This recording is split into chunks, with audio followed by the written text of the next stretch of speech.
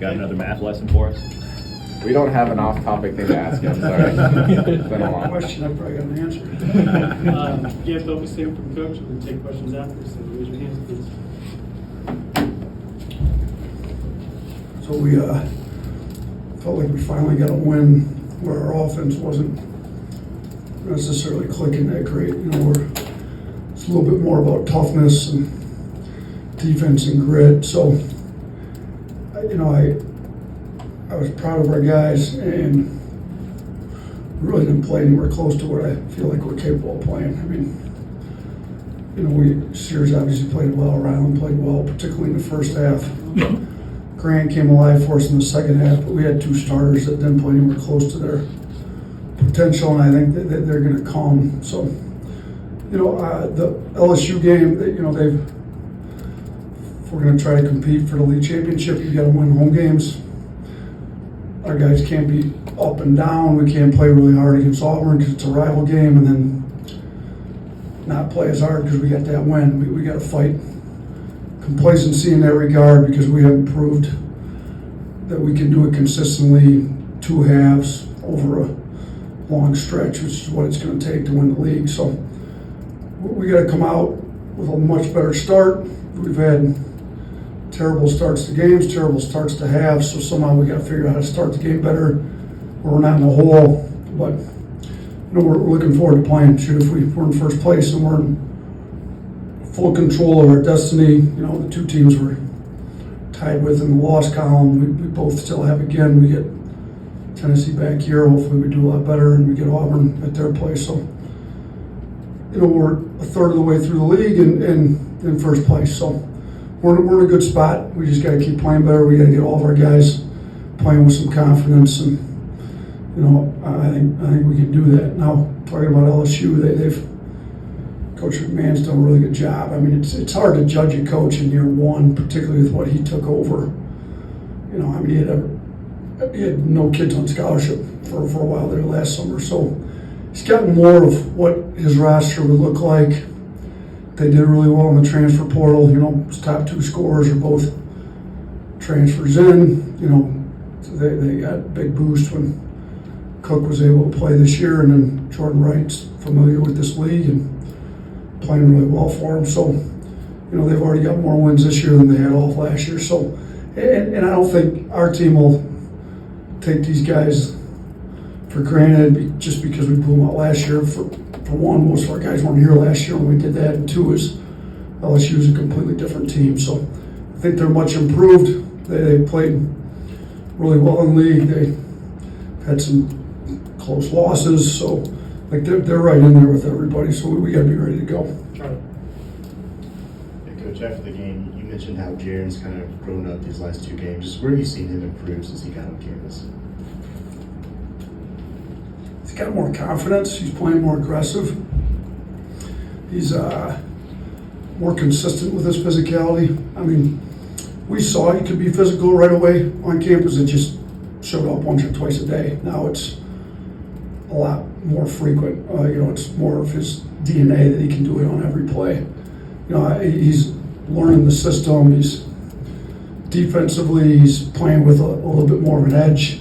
He's got a lot better sense of urgency to him. You know, I think, you know, you got to get used to playing at this level when every possession matters and every guy you're going against is another really high-level athlete. For a kid that's supposed to be in high school still, he's come a long ways and he's playing really well for us right now. Nick, Kelly. Yeah, you talked this season about finishing and just whether it be the first half or the second half. What, in terms of how you guys finished against Auburn, do you want channeled, and what can you guys take away from that?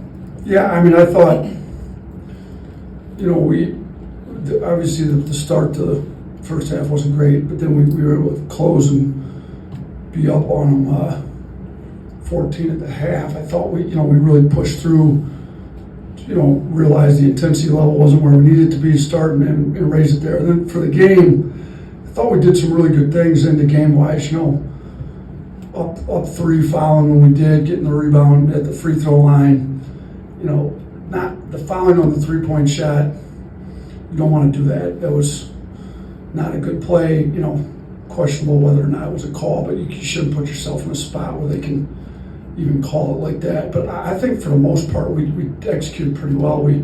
Grant stepped up, made some huge free throws for us. So, I think some guys got some confidence that we can execute late game and shoot. We had Jaren in there. I mean, freshman that executed. I thought he did pretty well for us there late in the game.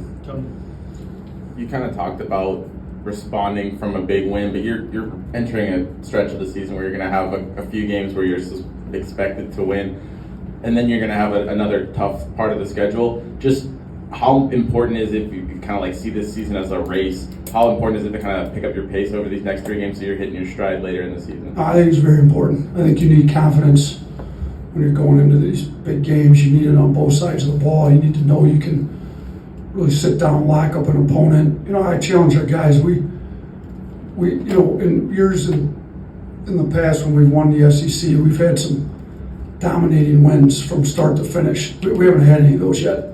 And I'm not saying we'll be able to do that against LSU, per se. They're a really good team. But, at some point here, like you said, when we're playing some of these teams that we know are better than, I'm not saying that LSU's very talented, but you're talking about over the stretch here. We need to have a dominating win where it's first 4 minutes we're up, everybody knows who the better team is, everybody knows who's playing harder that night, continues the next 4, and it just continues throughout the game. Like we had that against LSU last year. Again, much different team last year. We had it against Vanderbilt, Georgia. We had some of those 2 years before that. When we won the SEC the first time, we had those 2. So we do need to get on our run, taking care of the ball, getting stops here, going into some of the tougher games we're going to have at some point in the season. After your first year here, you've only lost 5 games in this building. What kind of advantage do you think this building has had over your time here? I didn't realize that. So, what's that? Years 2, 3, 4, and now 5. So in 4 years, 3.5 years, we've lost 5 games. One of them being Clemson this year. Yeah, look, the one, it helps to have really good players.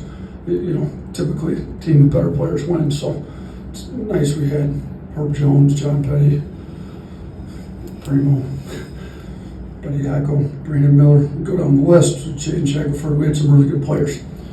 So that's number 1. Number 2 is I do think when this crowd gets going, you saw it Wednesday against Jay Williams, saw it Wednesday against Auburn. It can be one of the better crowds in the SEC. We need it every game. I'm not saying the 5 losses were because of the crowd, it's because of how we played. But we need it every game, not just Auburn. Not just when Baylor comes to town 2 years ago. We put together a pretty good schedule, but we need that environment every game. So Saturday night, hopefully this place is sold out. It's as raucous as it was on Wednesday, because that's what we need to really have this program rolling, be one of the top programs in the country like we're trying to get it to. Nick Alvarez, 2 more. You talked the other night about kind of taking Rylan and challenging him, talking to his dad, letting him talk to JQ, and preparing him for that bench role. Can you see that moving forward? I'm not necessarily asking you if you're going to be changing the lineup each game, but kind of preparing players more in that sense of, hey, we might need you like this in this game to try to get that set it up. Yeah, we probably need more one-on-ones, spelling out exactly what they need, challenging them. Here's where you've been good. Here's where you haven't been good. Here's what we really need you to focus on. Sometimes situations present themselves. I think in Ryland's case, he didn't play very well against Tennessee. He wasn't as focused as he needed to be. Sat down and had a long conversation, like, here's what we need out of you, and talk through some stuff. That's part of coaching. You got to have players that are willing to take some constructive criticism and take it to heart and change. So we need to get that, like you said, you need to get a few more players playing really well now. So I still haven't determined what I'm going to do with the lineup. We kind of ran right from practice into here. Practice was super intense. I thought it was one of the better ones when, as far as intensity goes. We got to be able to play intense and take care of the ball and not foul. That's still an issue, but we may make a change. I don't know. We'll see. We have to have a better start. I mean, it's the group that's been starting pretty much every game just hasn't been able to provide us the starts we need. So we'll discuss as a staff and figure something out. Last one, Kirk. this isn't on you by any means, but Alabama basketball gets sort of a bad reputation for its crowd, like after the other night with the "fuck you Auburn" chant. And I wonder if that's not your job, I understand, but I wonder if you think there's any solution to that, or does it matter? I didn't hear that. I wasn't aware of that. I mean, look, I want the crowd. I think what makes college basketball is you get the age group that we've got as college students, and they bring a certain energy to the game. My assistant, Coach Pinot, was in the NBA, and he keeps commenting on how great the crowds are. Not being disrespectful. I do not condone any type of disrespect at all, but I didn't hear that. I wasn't aware of it. We want our crowd to be super loud. We want them to do it with class.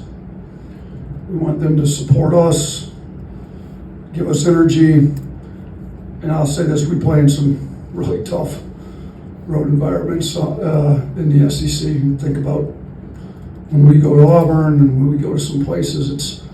It'd be nice if everybody's crowd, particularly ours, who we have more control over, was super loud, super energetic, and very respectful in their cheers. But I'm not sure I got a whole lot of control over what exactly is being said, nor am I aware of what's being said most of the time. I've learned a long time ago to tune the crowd out and try to focus on what the game is. If I hear, I don't think I want to hear what they're saying about me on the road all the time. Thanks, Coach. Yep, thanks, fellas. I don't think I wouldn't know anyone. No, they